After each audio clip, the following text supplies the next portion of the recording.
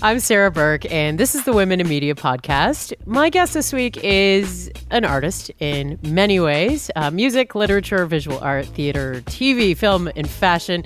Please welcome Vivek Shraya. How are you? Hi, thanks so much for having me. I'm good. You've had the biggest week. You're doing press everywhere. The fact that you fit me in, I'm honored. Oh, no, thanks for making time for me. I mean, it's such a good problem to have. 2 days away from your series launching on CBC Gem, How to Fail as a Pop Star. How do you feel? I feel like I'm in the eye of the tornado. Like, I'm just like, oh, like it's happening, but I hope people watch and I hope people like it's like excitement, but nervous. Like, yeah. And I mean, this story, it's based on a play that you've already done. It's based on a book that you've already put out. So it's just really bringing the storyline to new ears, new eyes, I guess. Totally, yeah. We launched the play in 2020, 2 weeks before lockdown, which is wild. Yeah, and then somehow in the past few years, I've had the privilege of touring it and performing it 40 times or something like that. And yeah, now it gets to exist in a totally different way. So yeah, I've been in this sort of pop star world for 4 to 5 years. Yeah. And you're also a professor. I mean, you do so many things, and I just want to commend you. The writing is incredible in this series. Oh, thank you. That's really nice. I love a writing compliment. That's really nice. When did you first start writing? As young as you were when you started singing? Was it before or after? It was around the same time, maybe earlier. I mean, I think if you're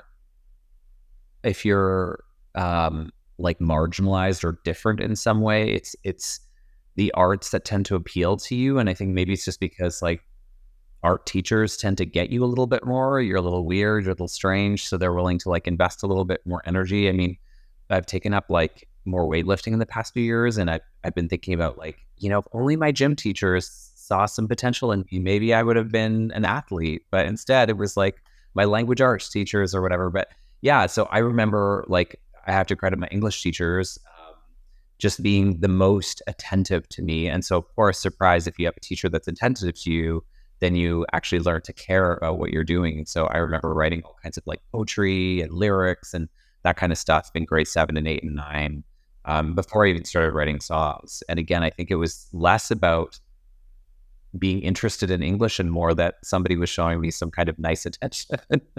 No, I get that. And I grew up in the performance world too. I did all the dance competition stuff. And I actually went to an arts public school you had to audition for. And it was not the best for my self-confidence. I will tell you that. Okay. I mean, I'm sure coming from the performance world, you understand this. But yeah, there was always a Jess Bliss. Was that her name? Jessica Bliss. Yeah.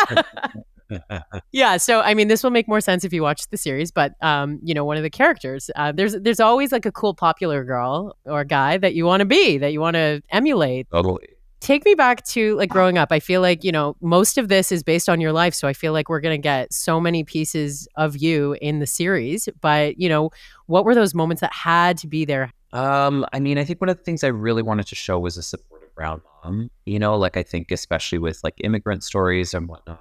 You always have sort of a strict, conservative, narrow-minded parent. And I really wanted to show in 2023, I'm we've seen that before. Let's see a different, version of a brown parent. And, my mom was conservative in her ways, but she was the biggest fan of my singing. She was always you have a golden voice. And so that felt really important to show. I'm trying to think of what else was really important. Well, the failures. I mean, you put that right in the title. Yeah. I mean, I think it was really important to show somebody who has big dreams, but it doesn't work out. I think we tend to obsess a lot about success stories. And even when people talk about I got rejected 10 times before I got this role, it's still to sort of emphasize their success as opposed to talking about those rejections. And as a creative person, for every success story, there's 1,000 stories of failure and rejection. Yeah. And to me, I'm really drawn to the hard conversations. I'm what are we avoiding? What are we not talking about? That's where I draw inspiration, and failure was one of those topics. And I mean, it's been so interesting, talking about this project for the past 5 years, how quickly people want to list my CV back out to them. They're oh, but you're not a failure. You're a professor. We've seen your MAC billboard.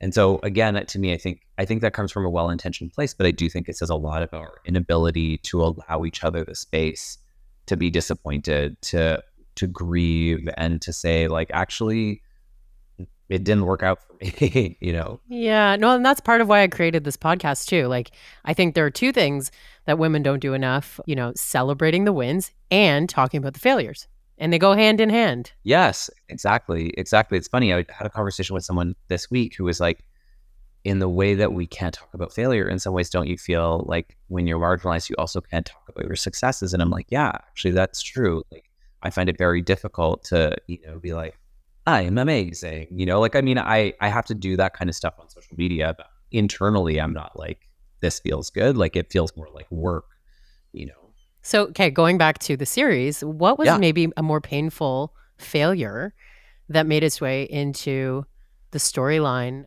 And how true was it to how it unfolded in real life? And I'm coming for the celebration right after. Sure. Yeah. No, sure, great. There's the whole piece about my first album and like it costing thousands and thousands of dollars and it not turning out the way that I had hoped. And that was a really hard one to revisit because I do think one of the hard things about being an artist when you're first starting is how to articulate your vision. And especially with music, you're talking about melody, you're talking about chords, you're talking about lyrics. Like there's so many things that go into what a song is. And there's so many ways to do a song. And so I often look back on that moment in my career and I'm like, I should have just done a 3-track demo. Like whenever I'm talking to young artists, I'm like, don't make an album. Like don't make an album until you've demoed like hundreds of times and you really establish what your voice is. Mm-hmm. But I think for me at the time, the advice that I was getting is like, I needed to make a record if I wanted to like, get to the next step. And, a full length album that like, just in the end, like the true story is like, we even shelved it. Like I never actually put it out because I just felt so embarrassed. Like it just didn't feel like me. And even my friends were like, this is not good. Is this sort of where like the Ricky Martin isms came in No, in the I mean, series? that was like from the talent competitions, but yeah, this was more like, I feel like the first record I made sounded just very like CanCon of that time, which True. wasn't my sound. Like, I think again, being a brown musician, it's been hard for people to figure out where to place me. It's like, yeah. what are you? And so I think, with my first record, it was like, well, let's throw on a lot of guitars and turn you into, Nickelback or whatever. Yeah. No, I hear that. I'm thinking about how many young people will probably watch this and be able to identify it with it. There's also a lesson to be learned there in like understanding that you have more to learn and grow before you put out something that you stand for, right?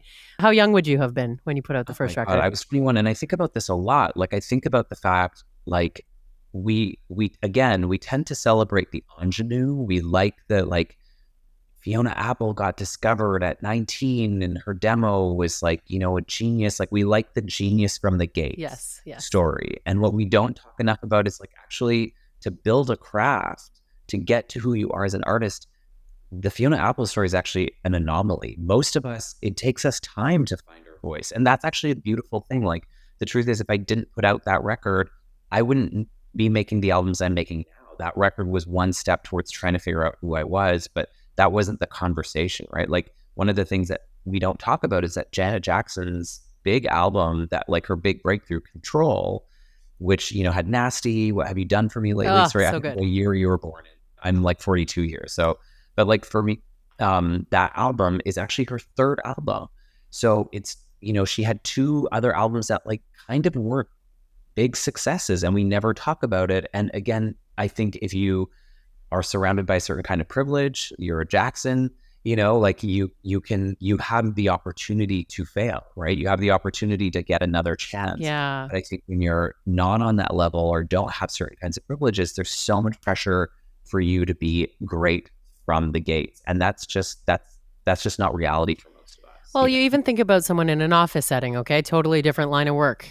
And being confident in your own skin in a boardroom, 21 Totally. versus 41, it's going to be different, right? Totally. Yeah. Even the idea, like one of the things I'm realizing being my 40s is like the idea of imposter syndrome, right? Like how I approached like art or work in my 20s, but in my 40s, it's like I've been around. I'm like a tree, like it's not like I don't feel insecure or anxious, but I'm able to be like, I have 20 years of experience at this point, right? And Yeah. it's like, again, we don't with the emphasis on youth, and that early success, it's such a loss because, I'm looking at someone like Beyonce, who, has been around since like 1997, and now she's playing stadiums, and you listen to Renaissance and you're like, this is an artist at the top of her game. Mm-hmm. We've allowed her to grow. We've allowed, by staying with her, by being a fan, by, following her ups and downs, we've allowed this artist to be who they really are. And now she has the space to do that. And we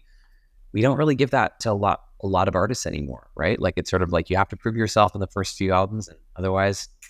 No, and that's maybe like a beautiful way to look at even putting out this series. I hope that people will go and check out music and learn more about other things that you've released in the past, right? Because So too. like I'm just thinking about when you and I started talking through email, like I was getting ready to go on a summer break with this podcast, and that's why we didn't end up recording. And it's so funny how we waited a little bit, and like little did I know what you were cooking up. I had no idea, right?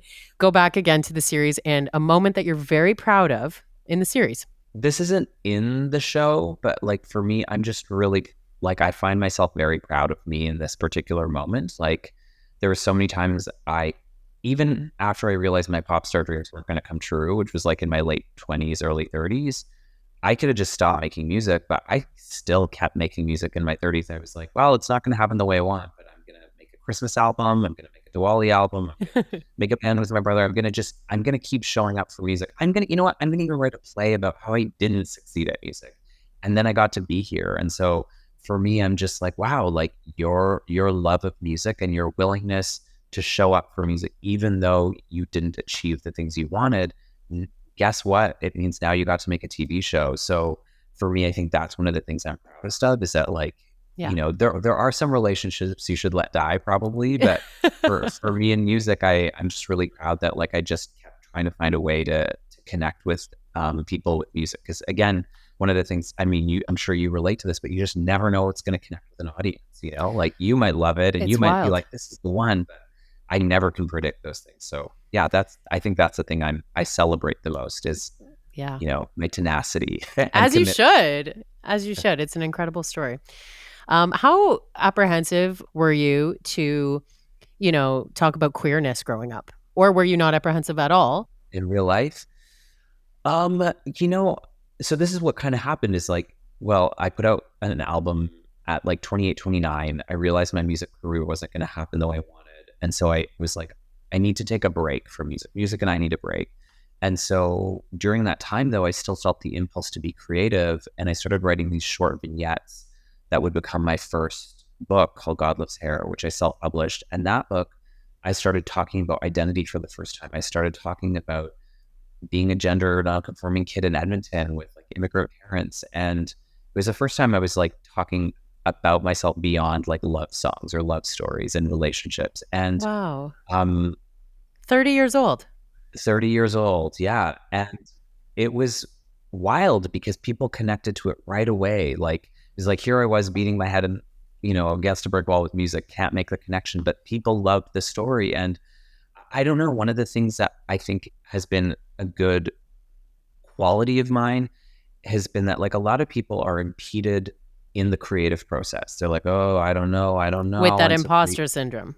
and imposter syndrome. And so then they don't do the thing. And I've never felt like I have the best ideas, but I'm a finisher. Like, I start something, I end something. And so when I was working on this book, I wasn't like, oh, like, what are people going to think? I don't know. I was just like very compelled to tell the story. I wasn't even like, I'm a writer now, or, Yeah. like, I want to be a Heather's pick. Like, it was none of that. It was just like, I wanted to tell the story. And so talking about who I was at that particular time in my life actually just came very natural to me. And maybe that comes from songwriting as well, is that, like, I'm so used to people are like, oh, you're so vulnerable in your art. And it's like, when you start your career as a musician, like, all you know is singing from your heart, So, I mean, to answer your question in a more succinct way, like, it felt quite natural to talk about my queerness. I didn't have a lot of hesitations about it. It wasn't something that I was like worried about in any way. Tell me more about your mom, because your mom has obviously like played such a huge role in not only the series, and I feel like I got to know her through the series, but just in you know how you walk through life. Yeah, I mean, I was less worried about talking about my identity than I was like, what's my mom gonna think of this?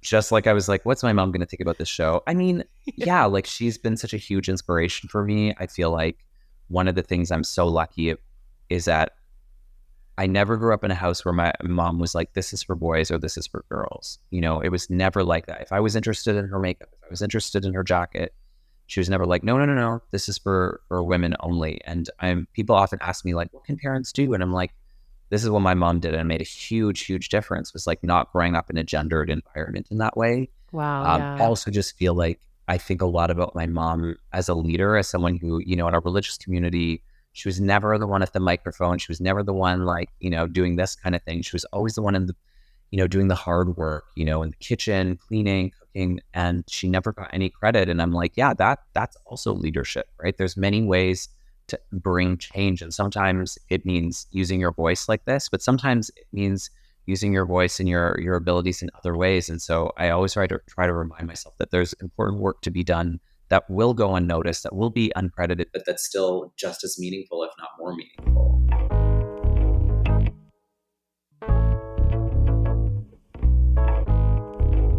What about friends around you growing up when questions were asked about the gender nonconforming?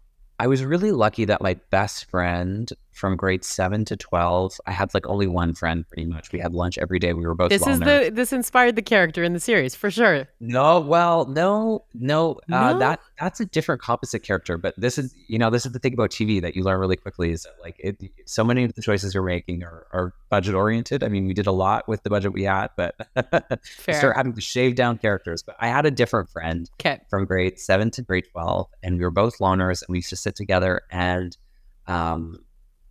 he ended up coming out the same time I came out as queer. And I remember being shocked. Like I remember being so nervous to tell him. Like I had no idea. And so I feel really lucky that like my best friend ended up being gay. And then I found the smokers corner at the high school I was at. And I was like, the smokers, those will be like, that's where the outcasts, the riffraff, like the weirdos.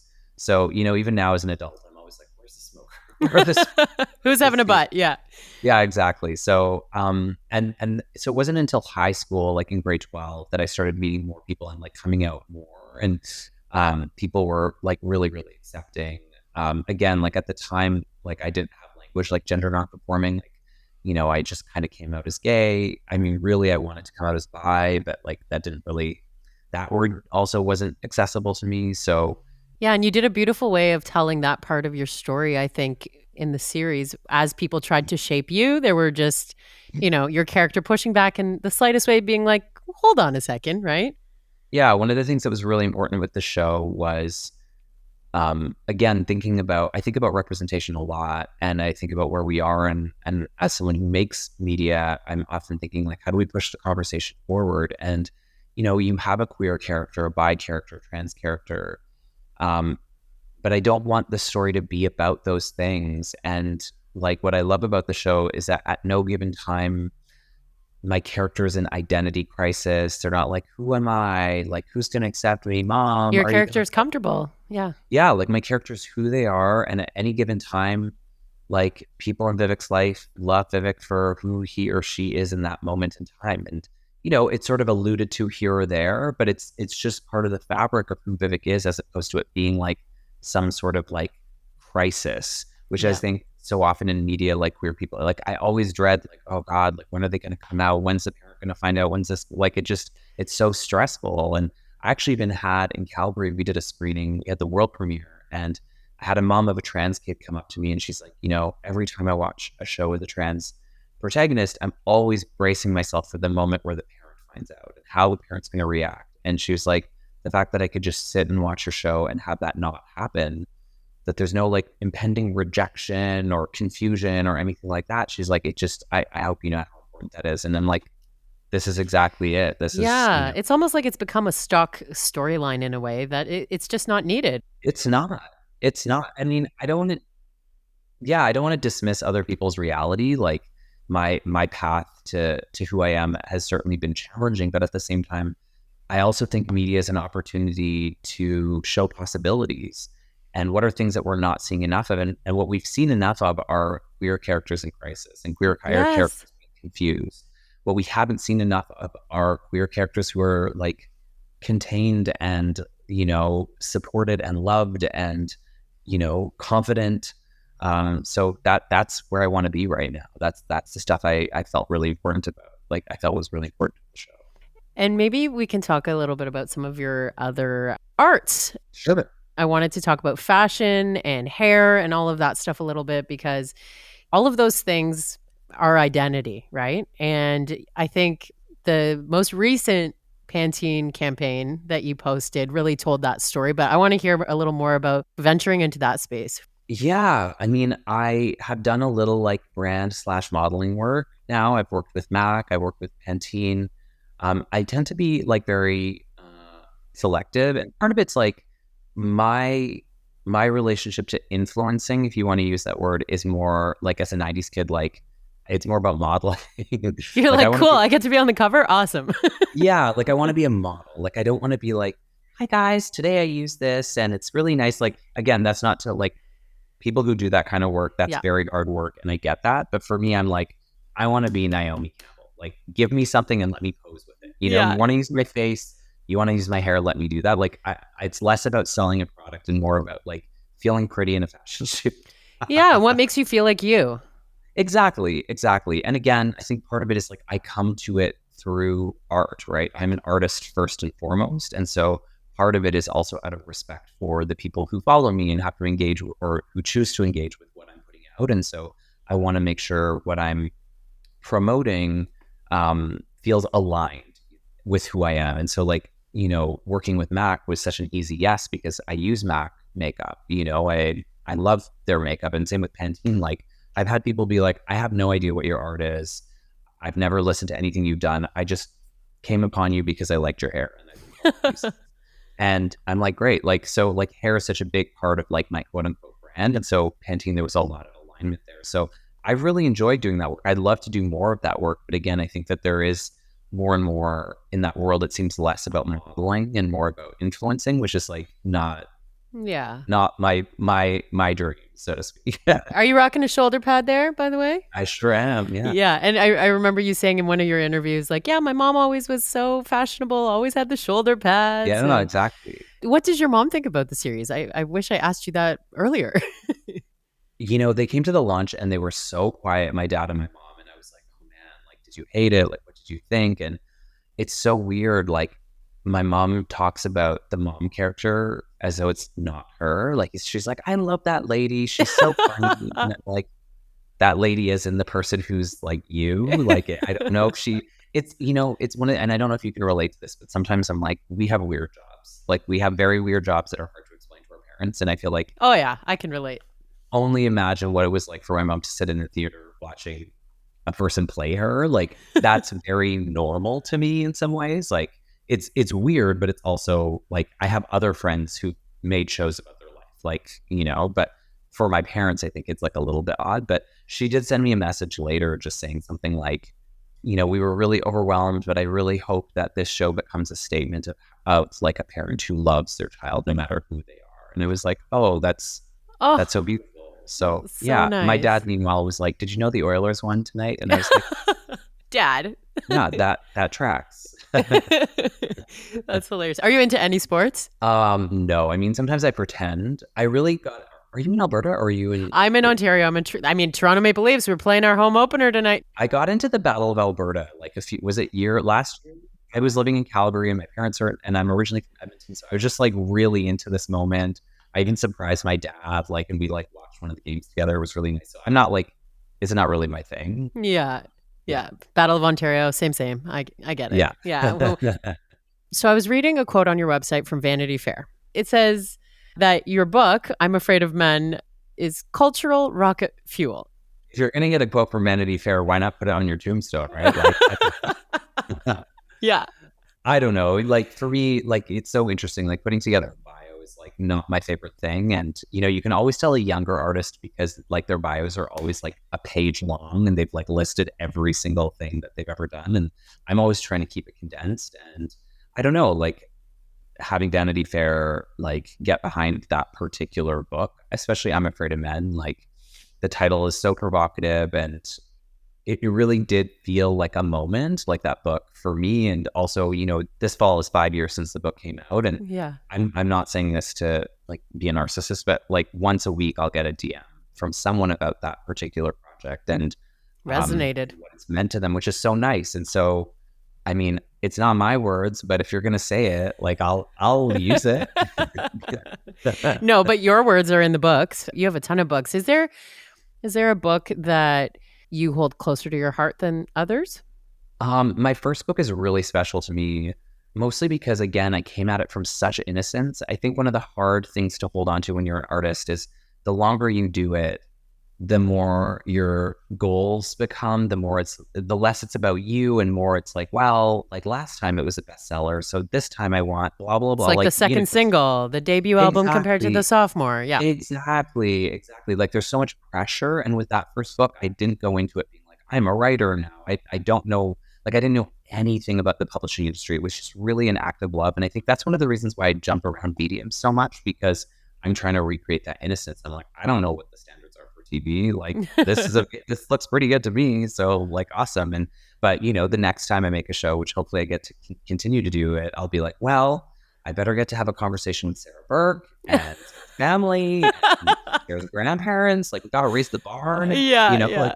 Like with every project, you lose that innocence, right? So for me, God Loves Sarah is like probably one of the most special books for me. Would you like to adapt your other books into series? I really, really would. I Yeah. mean, my not so secret goal from Popstar is like I really hope that this is the beginning of, the beginning of like a new chapter in like TV and film. I mean, I've been making short films and I've been interested in TV for a very long time, but like I just loved making this show so much. Like from beginning to end, I had such a wonderful experience and it's such a collaborative art form. Like books are so solitary. It's just you and your mind and nothingness, and TV is just like it's constant engagement and people are coming together to realize a story, and you have people reading your words out loud, which like never happens with the book. Like people buy it and you have no idea. I mean, sometimes they send you nice messages, but for the most part, it's like it feels such a lonely art. And I think after COVID especially,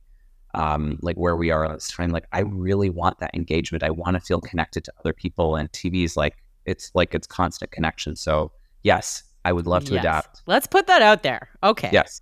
I have to ask you about the compilation that's part of this. Cool. Yes. Yeah. Saw you drop the tune with Julie Black. It's called Showing Up, and Julie Black shows up. in your words, that's sort of about where you landed in music. And I mean, we've definitely been talking about that throughout this conversation. But I've had her on this podcast before.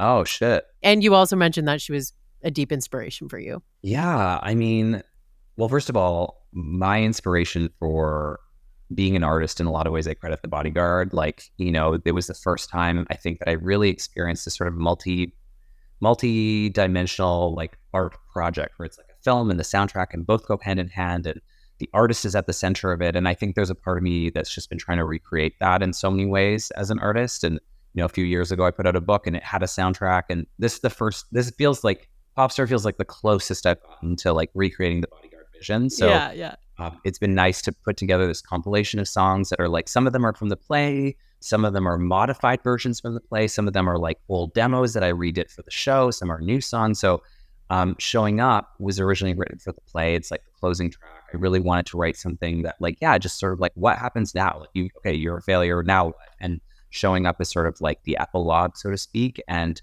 it's also in the TV show. But when I was working on the soundtrack, I happened to be on a panel with Julie, and we actually met. She moderated my book launch for I'm Afraid of Men in 2018. And then we sort of, like lots of respect and admiration, but like, our paths hadn't really crossed. And then we were on this panel and I was like, Julie Black, who shows up? Julie who's been showing up, Julie Black. And we actually were having this conversation on the panel about the need to show up and how to show up. And So I just like reached out to her team and I'm like, listen, I'm putting up this soundtrack and I'd love to do like a special version of this track. And it was such a beautiful day. She showed up, she like nailed it in like 2 hours. Like, she's done such an Classic amazing job. Julie. I look up to her so much. And so I can't really listen to the song because I'm like, I've imagined this. Is this real? Is this real life? Yeah. Yeah. And showing up, even though it's like such a simple concept, it has so many meanings. Showing up, especially when we're looking at the pop star world. I think most people, when they get into that world, are showing up for others, but then you turn it around and it's about showing up for yourself. Exactly. And to me, it feels like the hardest thing. Like I think when you're a creative in the world, when you're having to like be your own motivator, your own boss, like there's so much that's pushing you in the opposite direction. There's so many reasons to quit. There's so many reasons to stop. There's so many I've had so many friends along the way, like move back home or go get a degree. And, and again, there's no shame in that. Like I get it. And so again, for me, the thing that I look back on and that this show's a testament to is like, at least this round, it feels like it paid off to show up, Oh my God. Hell yeah, it did. And I can't wait for the next series, honestly. Like, thank you. I was laughing right from the first screen with just the black tile with the white text that says this story is told by an unreliable narrator. I was like, this is hilarious. And it hasn't even started yet. So thank you for all your art. Thank you for all your beautiful words and all your inspiration. Funny enough, how your name first landed on my guest list for this podcast was because I do a little nomination thing at the end where I'm asking you to nominate some women in media that you would love to hear tell more of their stories, people you love, admire, respect. And who suggested me? It was Robyn Stewart. Oh, that's from so Women nice. in Music Canada. Yep. Oh, that's really nice. That's really, really nice. I mean, the people that I would recommend, there's a couple. One is someone who, like, I would say has been like a low-key mentor to me. Her name's Farzana Doctor, and she's like a queer South Asian author. And she's written 4 novels, I think, and a book of poetry, and she has a few books coming out next year. Just like, I've just looked up to her so much, and she's just been so generous with me. When I first self-published, I just like DM'd her being like, I don't know what to do. I have no idea. And she responded with a long like email of like suggestions. And then the other people I'd recommend are maybe from the pop star world. So the director of the show, Vanessa Matsui, who's also a filmmaker. She put out a film this year. I think she's so good at what she does. We could have a whole conversation about her. I think she's amazing. And then the woman who played my mom, Aisha Mansour Gonzalez, talented actress. It was so great. The 3 of us were on a panel for the Toronto launch, and she was talking about how she related to the story because she sees herself as a failed dancer and how that was her path.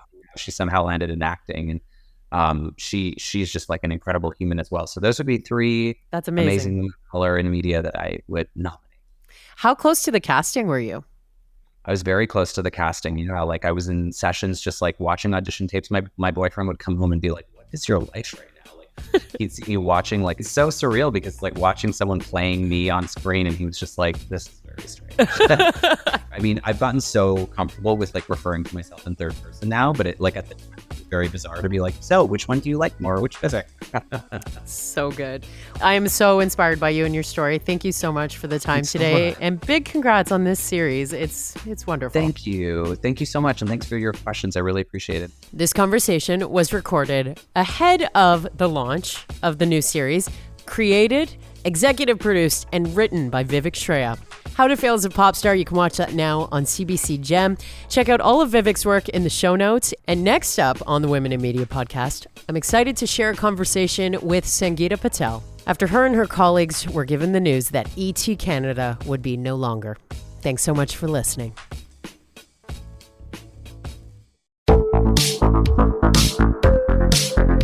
Hi, I'm Connie Thiessen, the host of Broadcast Dialogue, the podcast. We focus on Canada and the challenges facing Canadian radio and TV, as well as highlighting those moving the industry forward from podcasting and streaming to new broadcast tech. Check us out at broadcastdialogue.com or your favorite podcast app. Another Sound Off Media Company podcast.